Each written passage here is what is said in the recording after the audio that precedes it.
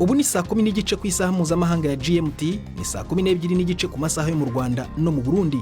Muri studio muri kumwe na Prudence Ngiyumva.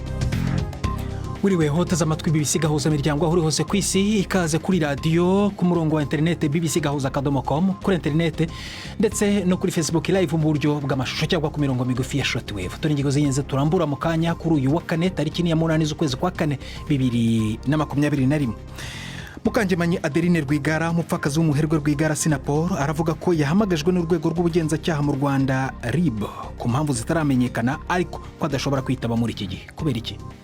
Ntabwo rero nitabye kuko ngira ngo ku munyarwanda wese cyane wacitse ku icumu rya jenoside yakorewe abatutsi, ariko noneho urebye abanyarwanda bose bafite ikintu cy'ihungabana, cy'agahinda, cy'umubabaro. Ntabwo rero nitabye rwose. Perezida w'u Burundi Evariste Ndayishimiye yasabye abanyeshuri bose mu mashuri yisumbuye bateganya kwitaba amashuri gusubira mu mashuri mu cyumweru gitaha kuwa mbere kwipimisha coronavirus imbere yo kujyayo. Naho Minisitiri w'Ingabo wa Ethiopia yahakanye amakuru avuga ko ingabo zayo zagize uruhare mu bwicanyi bw'abagabo bagera kuri 15 b'abasivile mu karere ka Tigray. Ntibibagirwe n'ikinamico runana nk'uko bisanzwe buri wa kane, bibiganirwa na Jacques Niyitegeka.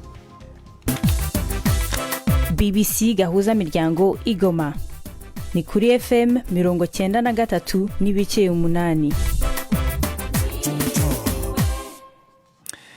Ikaze ku makuru arambuye rero, duhera muri Irlande y'Amajyaruguru aho inteko ishinga amategeko muri ntara y'Ubwongereza ivugwamo ibikorwa by'urugomo. Inteko ishinga amategeko yose ikaba yasabye ko ihagarika ry'ibi bikorwa rikorwa bwangu ndetse hagarara no kononwa birimo bikorwa n'abakora uru rugomo. Polisi isobanura uru rugomo rumaze iminsi ruba nk'ibikorwa bibi byabaye muri iki gihugu mu myaka myinshi. Hari ubwoba ko biri kujya mu duce dushaka kuguma hafi y'Ubwongereza. Abanyapolitike barimo ibice ku mpande ariko zabiteye ku mpamvu zabiteye. Umuyobozi wa Irlande y'Amajyaruguru uzwi nka First Minister Arlene Foster atunga agatoki inkozi z'ibibi, ariko rero hari n'ibibazo byatewe n'ingaruka z'amasezerano ya Brexit kuri Irlande y'Amajyaruguru. Abandi barakajwe n'icyemezo cyo kutaburanisha abanyapolitike mu gice cya Sinn Féin barenze ku mabwiriza ya COVID-19 bajya mu muhango wo gushyingura uwahoze ayoboye umutwe w'ingabo zizwi nka ARE mu mwaka ushize wa 2020. Inkuru ngiye kubagezaho ikurikiraho ishobora kuba irimo amagambo ashobora kugutera umuhangayiko. Abategetsi 6 b'ibihugu byo mu gace ka Afurika y'Amajyepfo basabye ko haba igisubizo gifite ubukana bungana n'inkeke zitewe n'abarwanyi ba Kisilamu muri Mozambique. Babitangaje nyuma y'inama y'igitaraganya bagire mu murwa mukuru Maputo. Isobanutse ariko niba hari igihugu kizohereza ingabo kurwanya aba barwanyi ba Kisilamu mu majyaruguru ya Mozambique. Hari amakuru yagaragaye y'ubundi bwicanyi bwakorewe mu gitero cyagabwe mu mujyi wa Palma mu kwezi gushize kwa gatatu. Umupolisi yeretse abanyamakuru aho avuga ko hari abanyamahanga 12 baziritswe bakabohwa bagacibwa imitwe iruhande rwa hoteli aho bari bacumbitse. Abantu babarirwa mu bihumbi bahunze ingo zabo nyuma y'igitero cyagabwe i Palma. Reka tujye ku nkuru yo ivuga ku Burundi aho abarundi kazi 41 bafatiwe mu nzu imwe mu mujyi wa Kampala muri Uganda, bari mu nzira bajya mu bihugu by'Abarabu aho ngo bari bategerejwe gukoreshwa imirimo yo mu rugo hadakurikijwe amategeko, bakaba batawe muri yombi. Rero iperereza ryo muri Uganda rivuga ko hari n'umugabo umwe wafashwe ushinjwa kugurisha abo bagore. Ni nkuru mugezweho na Florentine Kwizera. Abo bapfasoni uko ari 41 bose n'abarundi kazi. Charles Twine, umuvugizi w'ibiro by'iperereza rya Uganda, yabwiye BBC yuko bose baje bava mu Burundi bakaba baciye bugaranirwa mu nzu iri mu gisagara ca Kampala aho batari bafise uburenganzira bwo gusohoka. Abo bagore ngo bari bagiye kudandazwa mu bihugu by'Abarabu aho bakoreshwa imirimo itandukanye yo mu ngo. Bwana Twine avuga kandi yuko hafashwe n'umugabo w'umurundi nyene w'imyaka 40 yagirizwa ubwo rudandazwa rw'abantu. Abandanya avuga yuko abagira amatohoza bifashishije amakuru bahawe n'abarundi baba mu gisagara ca Kampala. Ibinyamakuru byo muri Uganda bivuga yuko hari abarundi kazi bafatanywe n'uwo mugabo bavuga yuko bakoresheje imibonano mpuzabitsina. Bwana Twine yabwiye BBC kandi yuko gushika ubu atakirego barakira ko hari uwo mugabo yoba yarafashe ku nguvu. mu butumwa bwanditse Bwana Twine yavuze yuko ubu bari mu gikorwa cyo gusubiza mu Burundi abo bafashwe hanyuma uwo yagirizwe icaha nawe akarungikwa imbere y'ubutungane. Tukiri ku nkuru zijyanye n'u Burundi, perezida w'iki gihugu yasabye abanyeshuri bose bo mu mashuri yisumbuye bazasubira ku mashuri ku wa mbere kwipimisha coronavirus. Evariste Ndayishimiye ibivugiye mu ikoraniro ryahuje urubyiruko 1500 cyangwa se ugwaruka mu Kirundi ruva mu ntara zose z'u Burundi kugira ngo ruvugane ku kibazo cy'ubukene cyo kurwanya ubukene mu gihugu. Kuva mu ntangiriro z'uyu mwaka wa 2021 abandura coronavirus bariyongeye mu Burundi nyuma y'umwaka umwe indwara ivuzwe mu gihugu. Ni inkuru mugezweho na Primende ku Magenge. Nikindi kimenyetso c'ishaka rya perezida w'u Burundi ryo kurwanya ikiza ca coronavirus. Abo bakiri bato 1500 bitavye iryo koraniro riko rirabera Igitega bose bari bahawe udufukamunwa nubwo harabagaragara mu mafoto batwambaye mw'izosi. Mwijambo ryo kugurura iryo koraniro, Perezida Evariste Ndayishimiye yavuze yuko yamaze kubwira umushikiranganje w'amagara y'abantu gutegura isekeza ryo gupima abanyeshuri bose b'amashuri yisumbuye imbere yuko basubira ku mashure. Ayo nayo azokugurura ku wa mbere inyuma y'uburuhuko bwa Pasika. Umukuru w'u Burundi avuga yuko ashaka kwirinda ivyashitse inyuma y'uburuhuko bwa Noel. Abenshi bagiye banduye basikabanduza abo bana mu mashure, mwarabonye ko dukora igikorwa gikomeye cyane kugira ngo bakire. Turashimira Imana ko bose bakize neza. None rero ndabasabye aho butera ntihagire umunyeshuri n'umwe azoja ku ishure atipimishije kuko azobagiye kwanduza abandi. Mu ntango z'uyu mwaka abandura umugera wa coronavirus mu Burundi bariyongeye cyane ugereranije n'imbere yaho, bituma igihugu gikaza ingingo zo kwirinda ikwirakwira ry'uwo mugera. Gushika ubu winjira mu Burundi ari uko ugiye n'indege gusa, ariko izindi ngingo nko kwambara agafukamunwa canke kwirinda kwegerana zubahirizwa nabi mu gihugu. Iyi nkuru rero ibingibi mbabwire ko Minisiteri y'Ubuzima mu gihugu cy'u Burundi ivuga ko icyo cyemezo kireba abanyeshuri bagera ku 30,000 baba mu mashuri y'uburaro cyangwa se azwi nka interna. Ini BBC Gahuzamiryango urayumva no kuri Kisoro FM mu majyepfo ya Uganda no kuri bbcgahuza.com cyangwa se kuri Facebook live mu buryo bw'amashusho saa 1:23 mu Rwanda no mu Burundi. Mu kanya turagaruka ku makuru yo mu karere k'ibiyaga bigari. Ndi Prudence Njumva.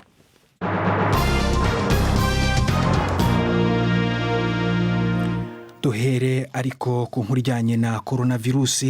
Ibirwa bya Philippines na Australia byongere ku bindi bihugu byagabanyije ikoreshwa ry'urukingo rwa AstraZeneca kuri COVID-19 mu bakiri bato. Philippines iravuga ko abarengeje imyaka 60 ari bo bonyine bazaruhabwa.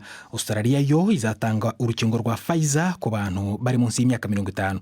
Bikurikiye ibyavumbuwe mu Burayi ko urukingo rwa AstraZeneca rushobora gutera ivura ry'amaraso nubwo biba cyane. Philippines na Australia biri inyuma muri gahunda y'ikingira. Ibyemezo byaguma mu rugo mu murwa mukuru Manila byongerewe kubera ubwandu bukomeje kuzamuka muri Philippines. Ku makuru y'u Rwanda, ku mbuga nkoranyambaga zandika amakuru yerekeye u Rwanda haracicikana amakuru y'ihamagazwa rya Mukangemanyi Adeline Rwigara n'urwego rw'igihugu rw'ubugenzacyaha RIB. Madamu Rwigara ni umugore w'umuherwe Rwigara Asina Paul wishwe mu mwaka wa 2015. Umuryango we uvuga ko yishwe n'ubutegetsi, ibirego ubutegetsi bwahakanye bwivuye inyuma. RIB ariko ntiyatanze impamvu yamuhamagaje.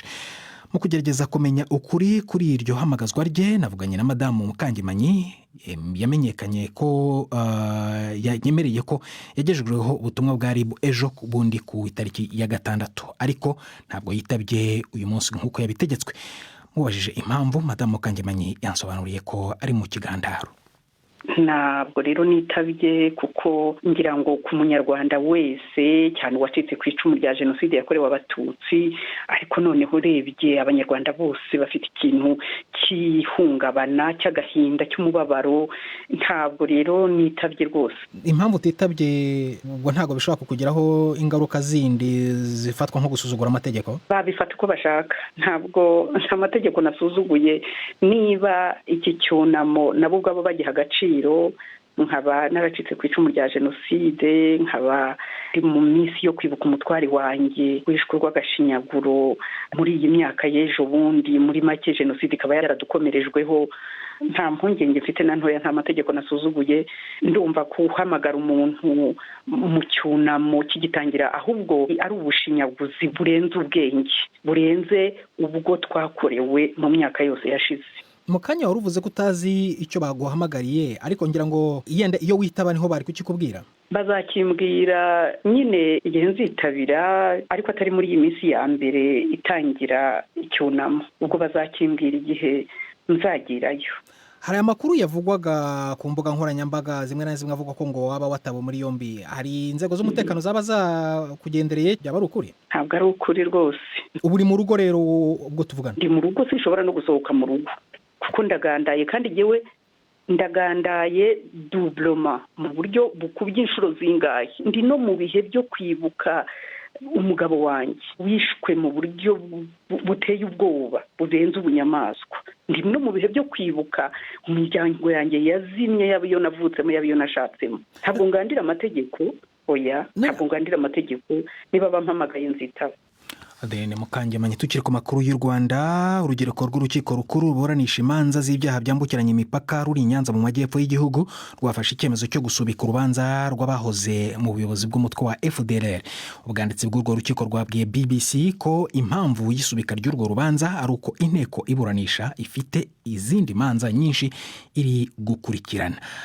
Inyase Nkaka wahoze ari umuvugizi w'uwo mutwe wa FDLR uzwi nka Laforge Fils Bazeye na Lieutenant Colonel Nsekanabo Jean Pierre uzwi nka Abega wari ushinzwe iperereza muri uwo mutwe bakurikiranyweho ibyaha birimo n'iterabwoba. Hanavuganye na Yves Bucyana, umunyamakuru wa BBC wari mu rukiko, mbanza kumubaza uko byagenze. Twageze mu rukiko dutungurwa no kubona imiryango y'icyumba cy'iburanisha ifunze, ariko mu bwanditsi bw'urukiko batubwira ko ukuriye inteko iburanisha yategetse ko urubanza rusubikwa ku mpamvu y'uko ngo inteko iburanisha ifite imanza nyinshi. Aha nakwibutsa ko inteko iburanisha runo rubanza rwa Nkaka Inyasi ariwe Laforge Fils Bazeye yahoze ari umuvugizi wa FDLR na Lieutenant Colonel Nsekanabo Jean Pierre wari ushinzwe ubutasi muri uwo mutwe. Iyo nteko ni nayo ifite urubanza rwa Paul Rusesabagina n'abo bareganwa 20, urubanza rw'umunyamakuru Focus Ndayizera n'abo bareganwa 13, ndetse n'urubanza rwa Jean Pierre Mugimba wari umunyamabanga nshingwabikorwa w'ishyaka rya CDR. Uyu yoherejwe mu Rwanda no Buholandi. Aba rero bakuriye iyi nteko bakunze kuvuga ko bafite imanza nyinshi kandi nini, ku buryo bavuga ko uru rubanza rw'abahoze muri FDLR barwimuriye mu kwezi kwa gatandatu. Rwari rugeze hehe ubundi? Urubanza rumaze igihe isaga imyaka 2. Ni urubanza rwari rugeze ku musozo warwo nyuma y'impande zose kugira icyo zivuga, kuko ubushize abaregwa n'ababunganira bahawe umwanya bavuga ko bimwe mu byaha koko babyemera bakabisabira imbabazi, ariko banavuga ko bagombye kubabarirwa bagasubizwa mu buzima busanzwe, ngo nk'uko byagiye bigenda kuri bamwe mu bari bakuriye umutwe wa FDLR bazanywe mu Rwanda. Gusa ubushinjacyaha buvuga ko nta muntu wo muri FDLR watahutse ku bushake warezwe ibyaha nk'iby'aba bagabo.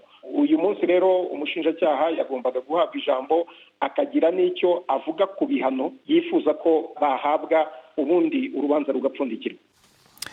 Minisitiri w'ingabo wa Ethiopia yahakanye amakuru avuga ko ingabo zayo zagize uruhare mu bwicanyi bw'abagabo bagera kuri 15 bambaye imyenda ya gisivile mu karere ka Tigray.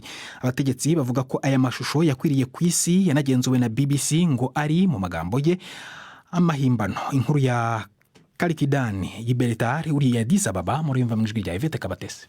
Hashize amezi arenga 5 imirwano itangiye mu karere ka Tigray muri Ethiopia. Izo mvururu zaranzwemo n'amakuru avuga ku ihonyanga rikomeye ry'uburenganzira bwa muntu, harimo ubwicanyi, gusambanya ku gahato ndetse no gutegekwa guhunga. Impande zose ziratungwa gatoki. Ingabo za Ethiopia, iza Eritrea, imirwi itwaje intwaro ya Amhara ndetse n'abarwanyi bashigikiye umutwe w'ingabo za Tigray n'abahoze bayobora ako karere bose babigizemo uruhare.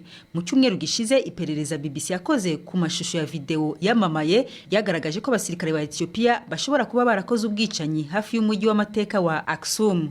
kuri ubu umuyobozi mukuru mu gisirikare yahakanye ibyo birego. General de Brigade Kuma Mideska yemeza ko iyo video irimo abarwanyi ba TPLF bari mu myambaro bibye. Yongeyeho ko ibyo byakozwe ku bushake muri gahunda yo gutanga amakuru atariyo. Perezida wa Leta Zunze Ubumwe za Amerika Joe Biden yatangaje ingamba zo kurwanya ikibazo cy'ubwicanyi buterwa n'imbunda yise ko ari icyorezo, birimo n'umuhate wo guhagarika ikizwi ku izina rya Ghost Guns cyangwa zaba imbunda z'abaringa ugenekereje mu Kinyarwanda, cyangwa intwaro zikorerwa mu ngo zidashobora kugenzurwa n'ubutegetsi. Perezida Joe Biden mu ijambo yagejeje ku banyamerika ari mu biro bye White House yavuze ko abanyamerika barenga 300 bamaze kwicwa no kuraswa mu kivunge. Ibuno none umwanya w'ikinamico runana.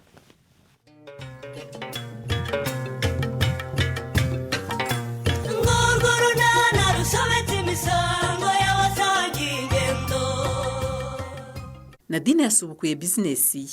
Udense nawe akomeje kwinubira umushinga wa Philip wo korora inkoko. N'urunana. Asikiwe. Nibiki se ko wimyoje sheri? Oya rwose ibisibyo. Koko ibiki se kandi hari ikihe kibazo? Ubusura bona ntabuze ibitotsi byiza najyaga nigira muri amasaha ya saa 10:11 z'igitondo kugeza n'ubu kandi. Inka rero. Wagize se ikihe kibazo Udense ya? Ubuse ntubyumva. Urwo rusaku rwari rusanzwe aha. Uravuga iyo saa kirimo ibikase? Yego nyine. Rwose mbuza kwisinzirira mu gitondo. Dore uyu munsi ubaye wa kabiri. Kuva wayizana aha muri uru rugo narabangamiwe rwose sinkubeshye. Ihangane humura rwose uzamenyera. Oya nta kumenyera firi. Ihangane ariko rwose. Ihangane rwose. Oya yewe. Iriya sake ugomba kuyibaga sinshaka urusaku rwayo hano. Oya ntitugomba rwose kuyibaga. Ubwo se tuyibaze tukayirya urumva twaba tugeze ku ntego yacu koko? Iyihe ntego ariko? Korora inkoko nyinshi.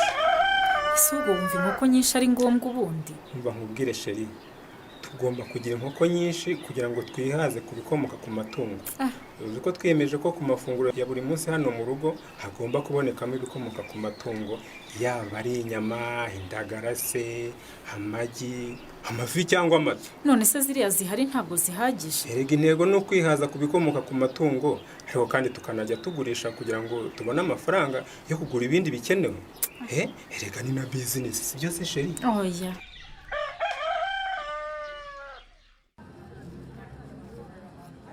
Papa Kirere. Nikuita dirasa umukobwa kwa karangudera. Karamanye. Umva mwaciye hano se tukavugana. Twebwe se? Wowe na muzehe Tadiyo rwose nabashakaga. Ubwo kandi wasanga ushaka kudushishikariza kwiyogosheshereza muri saro yawe wa mwana we.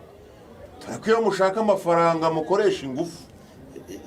Yewe nye ntabwo twiyogoshesha sha. Barashaje. Oya ni muze hano hari icyo mbashakira yewe. Nibyo. Bisho. Wasanga agiye kuduha akazi we. Reka tuzanye. Reka tuze rwose. Yewe. Waramutse neza nye. Mwaramutseho neza Papa Kirere. Uti bimeze bite rero? Dore ko ibintu bimeze Tade. Muzi ko rwose ari mwebwe bafundi b'abahanga dufite n'ahangaha i Nyarurembo. Nibyo rwose ntabwo wibeshye. Byo da. Wumva ko twari tugiye kwitesha ikirakabusho. Ngaho tubwire rero. Akazi kameze gate? Nyine. Twiteguye rwose kugakora rwose kandi neza. Nyine. Murabizi ko turi mu bihe byo kwibuka abazize Jenoside yakorewe Abatutsi mu 1994. Ibyo turabizi rwose niko bimeze. None rero hari umuntu hari hakurya warokotse Jenoside ufite inzu ikeneye gusanwa pe. Nifuzaga ko twajya kumwubakira. None sanye. Karame. Ukaduhangaye rero. Umva ushombe kandi. Ni mu rwego rwo kumufasha nta mafaranga hari rwose busho. Ariko ibyo birumvikana busho. Cyakora koko da. Ariko se nibura ibikoresho byo birahari anye? Namaze kuvugana n'urundi rubyiruko. Buri wese yamaze gutegura igikoresho cye pe. Hari abafite amatafari, hari abaguza amabati, imisumari ndetse n'ibiti rwose birahari. Ndumva byose ari tayari. Mbese urubyiruko byose rwamaze kubitegura. Okay. noneho rero ndumva natwe twakira akacu da nta kibazo rwose nye tuzaza tubafashe rwose. Okay, ubwo rero niba mubinyemereye ndumva nahita mbajyanayo rwose.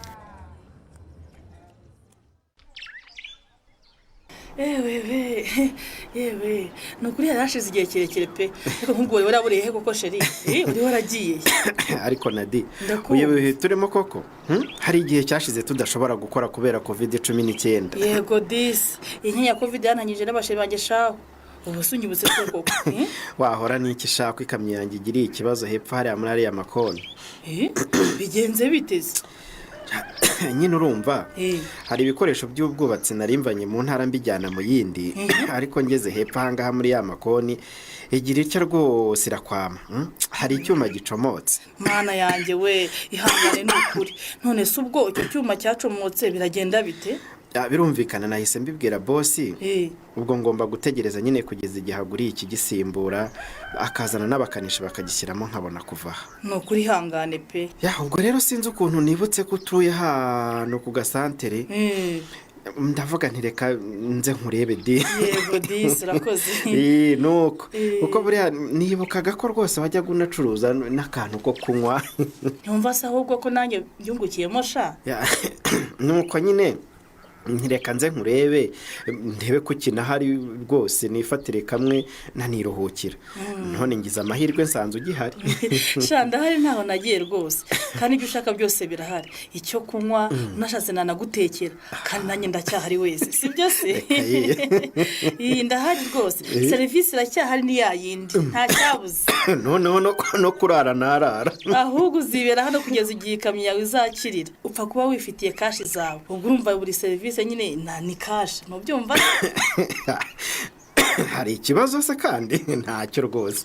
Ariko se ko wakomeje gukorera cyane we na mahoro. Wahora nitisha. Nkorora mana yanjye. Mva ngira ngo ni ingaruka z'ivumbi tuba twaciyemo. Hari imihanda tunyuramo gasanga ni ivumbi gusa. N'iyi imvura yagwa.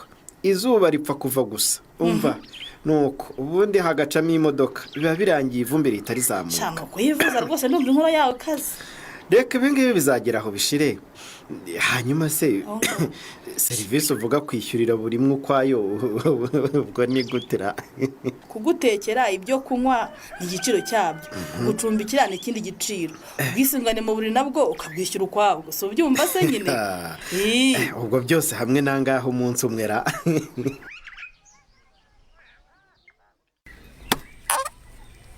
Umva basha ngo nimwigire hino ariko rero mukomeze mahani ntera muzanye nsagira icyo tuganiriza gatoya.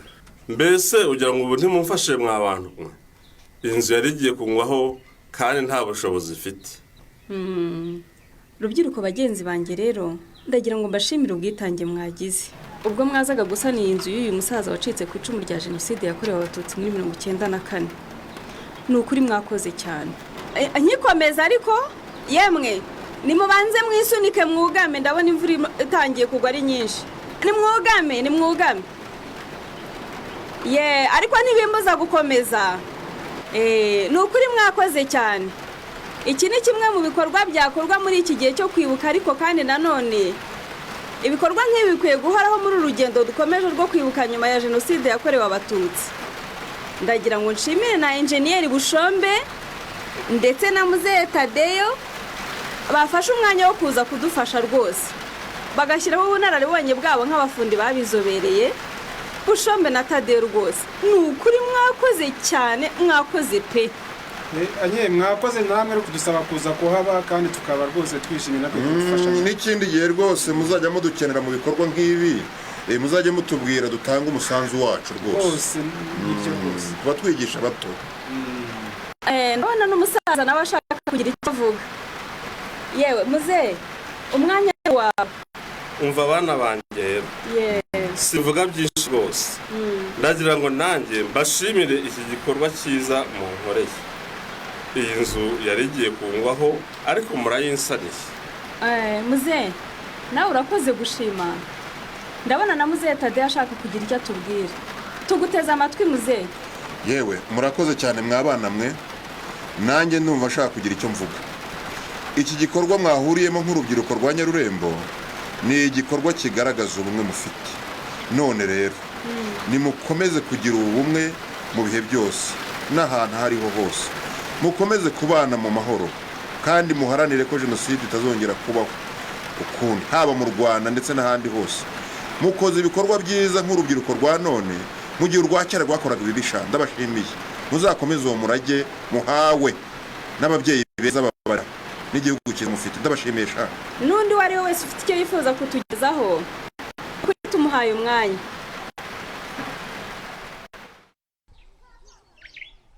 ayiwe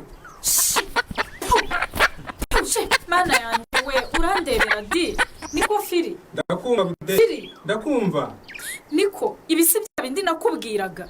Ibiki se? Ngaho nguyu ureba ibyo Isake ikoze. Isake? Isake sikoze ikide. Urabona ukuntu yakira ibiryo by'umwana ikabibiriye koko. Wiki? Iki gikoko kindira ibiryo by'umwana. Mana yanjye we. Ganza kuririye ibiryo di. Ahubwo si iyi Isake ibiriye uri hehe? Nari nyarukiye mu nzu gushakira umwana umupira w'imbeho ngo mwambike, numvaga hakonje. Ubwo urumva atari wowe biteye? Uti iki firi? Ni wowe nyine ubiteye? Ubwo urashaka kuvuga iki papa Ganza? None se kuki wowe ubisize hanze ukajya mu nzu? Wumva ubisize mu wehe mutekano koko? Iryo ni ryo kosa rero. Ko se we nta kindi uba wakoze? Wamugaburiye warangiza ukandurura ibyo wamugaburiyeho, ariko dore wowe uhise wigendera nta n'icyo ukoze. Ubwo ni ukugira ngo urengere iriya Sake. Oya nawe byumve ni ukuri. Ahubwo se hari ikihe cyizere ko ibyo biryo nabyo bitajemo umwanda? Nyine ubwira byanduje birarangiye, ubwo se ndacyabimugaburiye. Niyo mpamvu nyine mubwira ko wabigizemo uruhare. Ibikoresho ukoresha ugaburira umwana ndetse n'ibiryo umugaburira bigomba kwitabwaho bikagirirwa isuku, ukabirinda icyo ari cyo cyose rwose cyabyanduza. Umva firi, rekera kumbwira byinshi ugamije kurengera iriya nkoko.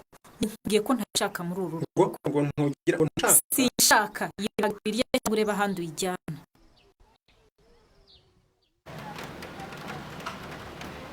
Mana yanjye we, none se sheri karamejana di. Iyo ko numvika bishoboka. Ndumva watangiye no kugira ibicurane n'ukuri. Sinakubwiye ko ari ukubera umukungu bw'imodoka zigenda zitomora mu muhanda ariko. Ego mana yanjye, mbega inkorora. Ihangane n'ukuri none se sheri. Karame. Kumbona izo gasigo ducupa nka tubiri gusa se waretse nkajya kurangura izindi. Ese ubundi ko bwije wazihoreye ko neje arumunsi. Cyaka cya kigihara ariko. Oya. Ahubwo ndumva wakira twigira kwirukana n'iki. Ahubwo ko kantu uvuze kari. Kwirana tumyagira ugamano. Kigali we, abo se kandi barajya hehe? Nadi. Ndakumva gushaka. Ushaka gucinga kandi twari tujera. Ubona ko imvura tumereye nabi rwose. Mwari muje Tadi? Tuje hano kunywa kamwe ngo tunugame. Sine nta nubwo batwugamishara. Mba mwabagabo. Burije kandi ntabwo nshaka kubashyira mu bibazo byo kurenza igihe mugomba kuba muri mu rugo. Nukuri mutahe burije. Kaduhe tugasome vuba vuba tugende n'ubundi burije ariko se turananyura he n'imvura. Harimo umuntu se Nadi. Niyo mpamvu barimo kuvuga burije twirukana kombe burya. Uraho wa mugabo we. Muraho. Ko nari numvise inzoga zashize se. Niba zashize se wa mugabo we, ubwo urakora iki hano?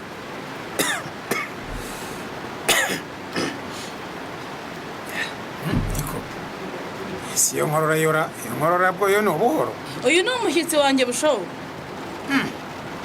Ariko se Nadi. Ndakumva bushobo.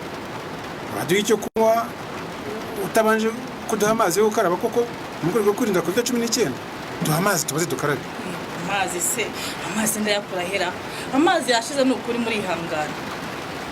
Ko se ubundi ahantu Tadi. Karame. Njye ndabona rwose ahantu nta kigenda pe. Twigendeze. Kubera iki? Ahantu se wowe kuko ukuntu hafunganye ni